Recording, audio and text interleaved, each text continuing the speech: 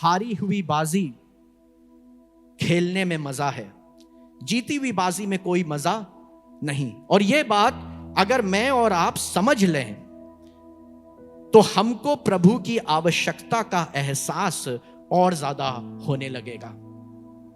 ऐसा लिखा हुआ है, आप निकाल लें, मरकुस और उसका 2 अध्याय और उसके 15वें पद से मैं पढ़ूंगा। यहां ऐसा लिखा है, और ऐसा हुआ कि वो उसके घर में खाना खाने बैठा और बहुत से महसूल लेने वाले और गुनहगार लोग यीशु और उसके शागिर्दों के साथ खाने बैठे, क्योंकि वो बहुत थे और उसके पीछे हो लिए थे। और फरीसियों के फकीहों ने उसे गुनहगारों और महसूल लेने वालों के साथ खाते देखकर उसके शागिर्दों से कहा, ये तू महसूल लेने वालों और गुनहगारों के साथ खाता पीता है। 17वां पद बड़े ध्यान से देखिए। यीशु ने सुनकर उनसे कहा, तंदुरुस्तों को हाकिम दरकार नहीं, तंदुरुस्तों को हाकिम दरकार नहीं, बल्कि बीमारों को। मैं रास्तबाजों को नहीं बल्कि गुनाहगारों को बुलाने आया हूं। हालेलुया। वो मुझको और आपको बुलाने आया है, गुनाहगारों को बुलाने आया है, रास्तबाजों को नहीं। क्योंकि डॉक्टर की आवश्यकता किसको होती है? बीमार को। मैं बार बार इस बात को कह रहा हूं, क्योंकि आप बीमार नहीं हुए तो आपको डॉक्टर की आवश्यकता का एहसास नहीं है। एहसास वो ही कर सकता है जो बीमार हुआ हो। आज का दिन यहोवा ने बनाया है और हम इसमें आनंदित हो। आनंद दिखना चाहिए। मत वेट करिए कि ऐसा दिन आए और आपको मजबूर होकर कुछ करना पड़े। लेकिन सच में वो रास्तबाजों को नहीं बल्कि गुनहगारों के लिए वो आया, मेरे लिए आया, मेरे लिए जिया। और आज मैं यही बात आपके साथ बांटने के लिए यहां पर उपस्थित हूं। ऐसा लिखा हुआ है रोमियो उसका 3 अध्याय और उसके 23वें पद में, इसलिए कि सबने पाप किया है। अगर गलत फहमी थी तो इस पद को अंडरलाइन कर लीजिएगा। इसलिए कि सबने पाप किया है और परमेश्वर की महिमा से रहित है। 24वां पद अंडरलाइन कर लीजिएगा। परंतु उसके अनुग्रह से, उस छुटकारे के द्वारा जो मसीह यीशु में है, सेतमेत धर्मी ठहराए गए हैं। सेतमेत धर्मी ठहराए गए हैं। आप और मैंने कोई भी भले काम नहीं किए हैं, लेकिन सेतमेत हम धर्मी ठहराए गए हैं। हम प्रभु का धन्यवाद करते हैं कि उसने मेरी चिंता करी, उसने मेरी परवाह करी, उसने मुझ पर अपनी निगाहें करम करी। जिसके जीवन के अंदर कुछ टूटा नहीं ना, उसका जीवन कैसा है? जिसके जीवन में कुछ टूटा नहीं, उसका जीवन कैसा है? मस्त है। जिसके जीवन में कुछ भी टूटा नहीं, वो इस कागज के समान है।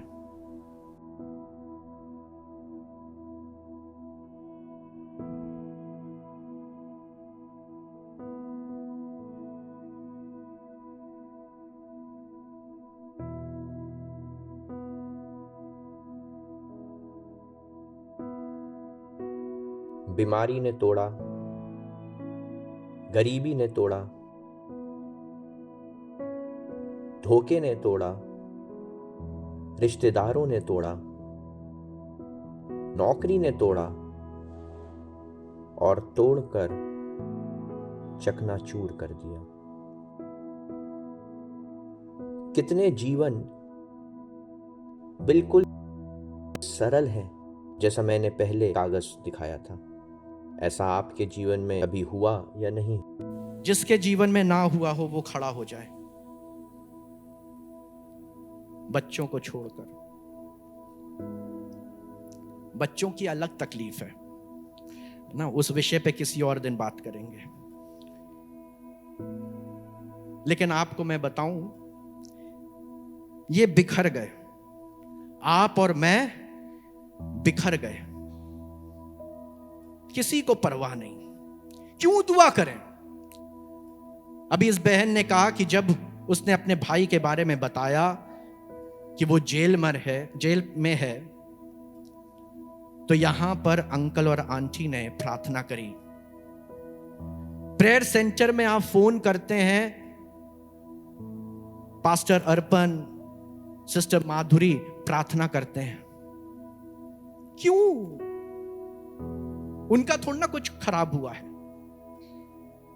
लेकिन एक मेहनत लगती है, एक दिल का कनेक्शन होता है, एक प्यार उमड़ता है, एक चिंता होती है, एक अपनापन होता है।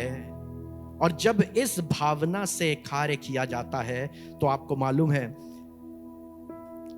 एक व्यक्ति स्वर्ग छोड़कर पृथ्वी पर इसलिए आया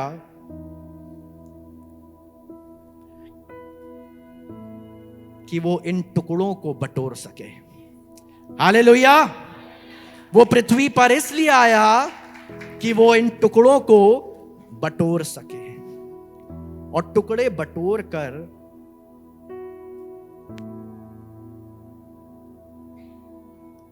आपको मालूम है उसने क्या किया?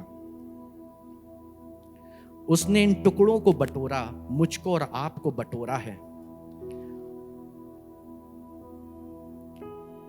और वो जो सारे तकलीफें थी ना, उसने अपने ऊपर ले ली। वो जो सारे निशान थे ना, वो जो सारे गहरे टूटे निशान थे। जब कोई चीज टूटती है ना, जैसे मैंने आपको दिखाया, ये जो टूटा है ना, ये जो फटा है, अब इसको किसी भी तरह मैं जोड़ने की कोशिश करूं, ये दरार नहीं जाएगी, ये दरार नहीं जाएगी, ये दरार अपनी जगह है। लेकिन यीशु मसीह का अनुग्रह इतना है कि उसने सोने के समान इस दरार को भर दिया। अब इस दरार के बीच में अगर सोना भर दिया जाए, पहले के समय में ऐसा होता था, अब आजकल मैं कम देखता हूं क्योंकि आजकल सिचुएशन बहुत ज्यादा एडवांस हो गई है, लेकिन पहले अगर किसी का दांत टूट जाता था तो काहे का दांत लगवाता था? हैं? लोहे का? लकड़ी का? नहीं, सोने का दांत लगाता था और अमीर हो जाता था और लोगों को अट्रैक्ट करता था, है ना। सोने का दांत छिप नहीं सकता, वो तो और अट्रैक्ट करेगा, लेकिन सोने का दांत लगाया जाता था। वैज्ञानिक रूप से इसके पीछे बहुत से कारण हैं। अगर लोहे का दांत लगा लोगे तो जैसे ही पानी पियोगे तो क्या लग जाएगा, समझे? लकड़ी का दांत लगाओगे तो पानी पियोगे, खाना खाओगे तो क्या हो जाएगी? गलने लगेगी, सड़ने लगेगी। लेकिन सोना का दांत जब लगता है तो वो बना रहेगा।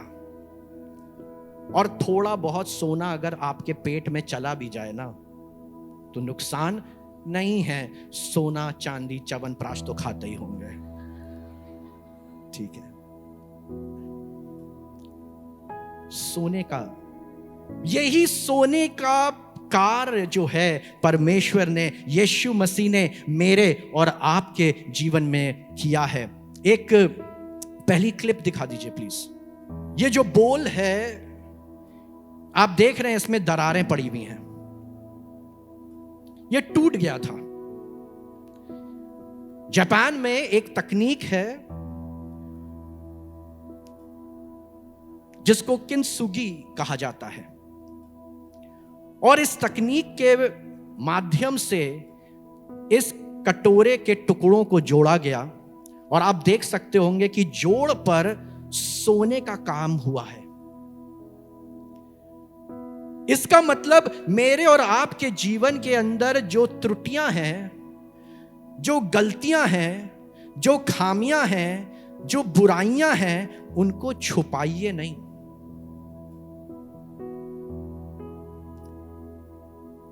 यीशु मसीह के प्रेम से अपने टुकड़ों को जोड़िए और फिर दुनिया में गवाही दीजिए। हालेलुया। आज मेरी पत्नी गवाही देती है कि वो 20 साल, 22 साल, 24 साल बीमार थी, तभी वो आज खड़े होकर इस बात की गवाही देती है कि अब मैं चंगी हूं। हालेलुया।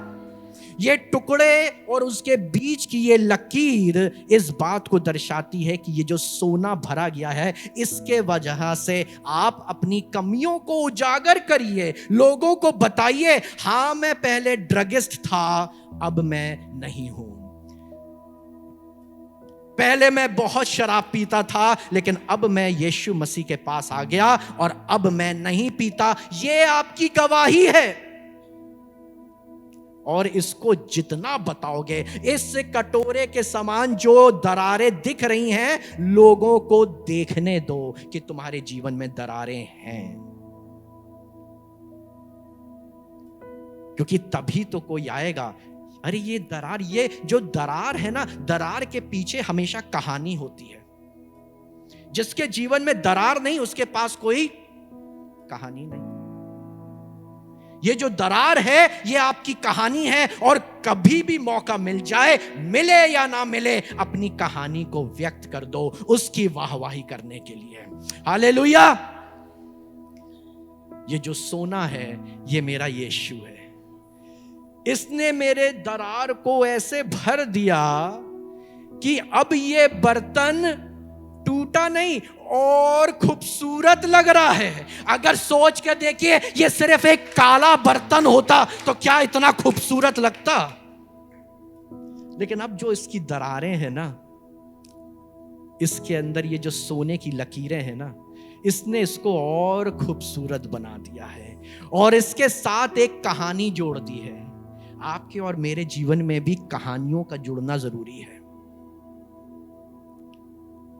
जब आपके जीवन में कोई ऐसी घटना होती है, घुटनों पर आ जाओ और प्रार्थना में लग जाओ। वो रास्तबाजों के लिए नहीं, लेकिन गुनहगारों के लिए आया है। घुटनों पर आ जाओ और उससे प्रार्थना करो, और वो जब दया में होकर तुम्हारी विनती को सुन लेना, तो ऐसे ही उसकी वाहवाही करना, खड़े होकर बताना कि मैं गरीब था, अब मैं धनवान हूं। Hallelujah, hallelujah. अगर कुछ कहानियां बताऊं तो एक कहानी बताऊंगा। दो व्यक्ति थे, एक ही शहर में रहते थे। एक बड़ा धनवान और एक बहुत गरीब। धनवान व्यक्ति के पास बहुत से गाय, बैल, भेड़, बकरी सब था, और ये गरीब व्यक्ति दिन भर मेहनत करता था। बड़ी मेहनतों से उसने एक छोटी सी बकरी खरीदी, मोल ले ली, अपने साथ खिलाता था, बैठाता था, सुलाता था, बड़ा प्यार न्यौछावर करता था। एक दिन ऐसा हुआ, धनवान व्यक्ति के घर कोई और उससे बड़ा औहदे वाला व्यक्ति मिलने आया। धनवान व्यक्ति ने सोचा कि कुछ खाना किया जाए, कुछ खिलाया पिलाया जाए। उसने अपने नौकरों को भेजकर इस गरीब व्यक्ति की बकरी को, भेड़ को, जो भी समझ लें, उसको कटवा दिया, ताकि उसकी भेड़ बकरियों में कोई कमी ना हो। यह गरीब व्यक्ति निराश हो गया। यह गरीब व्यक्ति रोने लगा। इसकी एक लौती बकरी जिससे ये इतना प्यार करता था, उसको भी छीन लिया गया। इसका दिल टूट गया,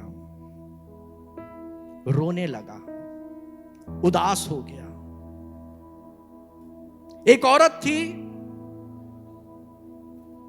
वो लकड़ियां बीन रही थी।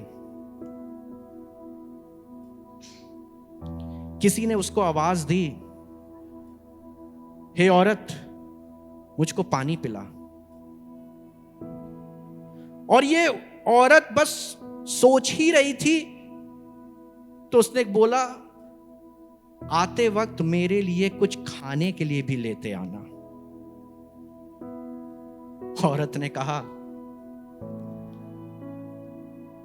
मेरे मटके में जरा सा आटा है और कुप्पी में जरा सा तेल है। सोच रही होगी, क्या करूं, यह व्यक्ति मांग रहा है। उदास मन से, हर्षित मन से, मतलब ये सोचने की बात है, हर्षित तो नहीं होगी, बहुत ही दुखी होगी।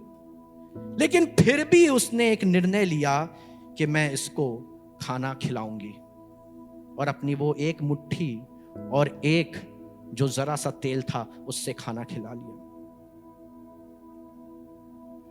उम्मीद तो ये थी कि कुछ अच्छा काम किया है, जैसा ये बकरी वाला सोच रहा था। एक लौती बकरी है, इसी को मैं पालूंगा, बड़ा करूंगा। लेकिन उसके साथ गड़बड़ हो गया ना, उसके साथ अन्याय हो गया ना। आपके साथ अन्याय हुआ है कभी?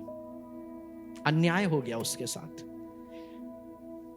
वैसे ही ये औरत थी, इसने एक मुट्ठी आटा और जरा सा तेल की रोटी तो खिला दी। आपको मालूम है हुआ क्या? उसका बेटा मर गया। क्या मन में चल रहा होगा? मैंने तो अच्छा किया था, मैंने तो अपने कमती में से निकाल कर दिया था, उसके बाद भी मेरा बेटा मर गया। अन्याय हो गया। आपके जीवन में आपको कभी ऐसा लगा है? आपने हमेशा सुना होगा कि जो कुछ तुम दोगे उसका 100 गुना तुमको वापस मिलेगा, है ना? तो कई लोग तो कैलकुलेशन करके ही देते हैं। अच्छा, मंथ के आखिरी में मुझे 10,000 रुपए चाहिए, तो 1,000 रुपए कहीं ना कहीं देना है? कहीं ना कहीं मुझे 1,000 रुपया देना है, ताकि जो उसका 90% है वो मुझे वापस मिल जाए। लेकिन बहुतेरे बार नहीं मिलता है, जैसा इस औरत के साथ हुआ। उसने अच्छा किया, मुट्ठी भर आटा में अपने बेटे को ना खिलाकर उसने किसी और को खिला दिया, लेकिन उसके बाद उसका बेटा मर गया। लेकिन आपको मैं बताऊं, ऐसी ही टूटी हुई अवस्था में जब सब जगह से निराशा मिल रही हो, एक गुरु अपने चेले को हर जगह लेके फिरता था, और चेला बार बार कहता था, गुरु मैं तुझसे बहुत प्यार करता हूं। और गुरु भी बड़े चतुर थे, उन्होंने एक बार नहीं 3 बार पूछा, क्या तू मुझसे प्यार करता है? हां करता हूं। दूसरी बार पूछा, क्या तू मुझसे प्यार करता है? हां करता हूं। तीसरी बार भी पूछा, क्या तू मुझसे प्यार करता है? हां करता हूं। कुछ अन्यायी लोगों ने, बुरे लोगों ने गुरु को पकड़ लिया, पकड़कर बंदी गृह ले जाने लगे। ये जो शिष्य था वो दूर से देख रहा था। कोई आया, उससे कहा, तू भी तो इसके साथ था, तो जो गलत काम इसने किया वो तू भी उसमें शामिल था। हां मैं तुझसे प्यार करता हूं 3 बार पूछा था। इस शिष्य ने क्या कहा? मैं तो इसको नहीं जानता। गुरु का दिल टूट गया, गुरु का दिल टूट गया, धोखा हो गया उसके साथ। वो जो शिष्य जिस पर वो विश्वास करता था, जिसको अपने साथ साथ रखता था, उसने धोखा दे दिया। आपको भी मिला होगा धोखा। लेकिन मैं आपको बताऊं, इस गुरु ने एक काम किया। इसने बदला लेने की नहीं सोची। हम और आप आज से अपनी कमियों में, अपने धोखे में, अपनी गरीबी में, अपनी बीमारी में बदला लेने की ना सोचें। अगर किसी ने आपकी तीमारदारी करी, बहुत अच्छी बात है। नहीं करी तो ये ना प्रार्थना करें कि अब इसको बीमार कभी पड़ने दो। पति पत्नी का सर दबाता है जब उसके सिर में दर्द होता है, और कभी पति के सिर में दर्द होने लगे और पत्नी ना दबाए तो पति क्या सोचना चाहिए? अब इसके दर्द होने दो तब बताएंगे। और चाहे वाइस वर्सा कर ले, है ना, उलट दें। इस गुरु ने उस शिष्य के लिए कोई भी बुराई नहीं सोची। जबकि धोखा मिला, उस गरीब व्यक्ति की बकरी चली गई, दिल टूट गया। उस औरत का बेटा मर गया, अच्छा करने के बाद भी दिल टूट गया, मायूसी हो गई, निराशा हो गई। इस गुरु के शिष्य ने खड़े खड़े धोखा दे दिया। लेकिन कोई भी बुरी बात उसने उसके बदले में ना बोली। आपके और मेरे जीवन में भी ऐसा ही हो रहा है। हम रोज यीशु मसीह को धोखा देते हैं। हम रोज उसके वचनों पर चलने की बात तो कहते हैं, लेकिन हम अपना रास्ता अलग कर लेते हैं।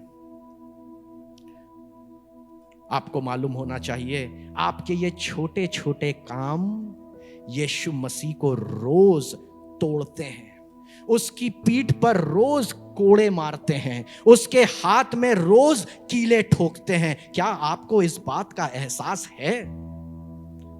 या आपने सोच लिया है कि मैंने तो पाप किया ही नहीं है?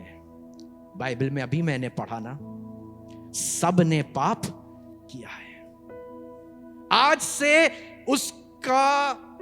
उसने जो आपके लिए किया है ना, उसका अहम, उसका वैल्यू अपने जीवन में समझना शुरू करें।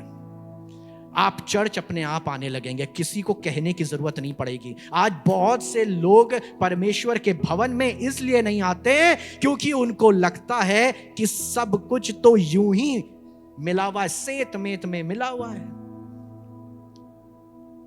लेकिन परमेश्वर के भवन में आए और जैसा मैंने आपको बताया, वो दरारें जो है ना, उनको यहां पर गवाही दें। यीशु मसीह का चेहरा बड़ा खूबसूरत था। उसको एक व्यक्ति ने पोर्ट्रे किया। दूसरी स्लाइड दिखा दीजिए। यीशु मसीह का चेहरा को इस व्यक्ति ने एक मूवी में द चोजन के अंदर, उसके अंदर उसको दिखाया है। कैसा खूबसूरत लग रहा है ना, लग रहा है ना। हम और आप भी ऐसे ही दिखाना चाहते हैं ना। बन ठन कर हमेशा चर्च में ऐसे आते हैं कि हमारे साथ तो हमको क्या आवश्यकता है यीशु मसीह की। ये घुटने पे झुके, मैं थोड़ी ना घुटने पे झुकता हूं। मेरे पास तो, मैं तो आ जाता हूं बस क्योंकि वो मैं क्रिश्चियन हूं, तो मैं तो आ जाता हूं चर्च। लेकिन घुटने पे ये झुके, मैं तो सक्षम हूं, मेरे पास पैसा है, मैं बीमार पड़ता हूं पैसा निकालता हूं, बड़े से बड़े अपोलो में जाता हूं, एस्कॉट में जाता हूँ और वेदांता में जाता हूँ, इलाज करा लेता हूँ। कानपुर में देखें तो रेजेंसी में जाता हूँ, मधुराज में जाता हूँ, इलाज करा लेता हूँ, पैसा है, मैं तो आता हूँ बस। ये घुटने पे झुकना, रो रो के प्रार्थना करना, हाँ इनके जीवन में ये लोग पापी लोग हैं, ये लोग इसलिए ऐसा करते हैं। सारे पराक्रम का मालिक, सर्वशक्तिमान परमेश्वर, वो मेरे और आपके लिए चाहता तो यही चेहरा बना के रख सकता था, लेकिन उसने अपने चेहरे को बदल दिया। तीसरी क्लिप लगा दीजिए प्लीज। क्या जोर से बोल सकते हैं हालेलुया, हालेलुया। अपनी खूबसूरती को उसने मेरे और आपके लिए तब्दील कर दिया। अपनी चेहरे की वो चमक को, आपको मालूम है, अपने मुंह पर उसने थुकवा लिया। ये जो लहू उसका बह रहा है, वो चाहता तो ना दिखाता, हमेशा अपने पराक्रम को दिखाता, लेकिन उसने मनुष्य रूप इसीलिए लिया ताकि आप और मैं अपने आप को उससे जुड़ा हुआ महसूस करें। और आज उसने अपने लहू बहाकर, आपको मालूम है ना, उसने लहू बहाकर हमारे टुकड़ों को जोड़ दिया है। हालेलुया। ये लहू की लकीरें लोगों को दिखने दीजिए। ये निशान आपके जीवन में, जब आपको बीमारी हुई, तन्हाली हुई, ये निशान लोगों को दिखने दीजिए और बढ़ चढ़कर यीशु की गवाही दीजिए कि यीशु ने अब मेरे लिए कांटों का ताज अपने सिर पर पहन लिया, मेरे गुनाहों के लिए, किसी और के लिए नहीं, मेरे गुनाहों के लिए उसने अपना ये हाल कर लिया। और तब मैं बताऊं, उसका अनुग्रह आपको इतना खूबसूरत बना देगा ना, देखोगे तो गरीब से बहुतों को धनवान बना दोगे। तुम्हारी प्रार्थनाओं में वो सामर्थ आ जाएगी ना, जेल के दरवाजे बंद तुमको नहीं रख सकेंगे, गरीबी तुमको तोड़ नहीं सकेगी, किसी का धोखा इतना बड़ा नहीं हो पाएगा। आपको मालूम है, परमेश्वर ने ऐसा किया, इस औरत का जो बेटा मर गया था ना, परमेश्वर ने अपने बंदे की पुकार को सुना।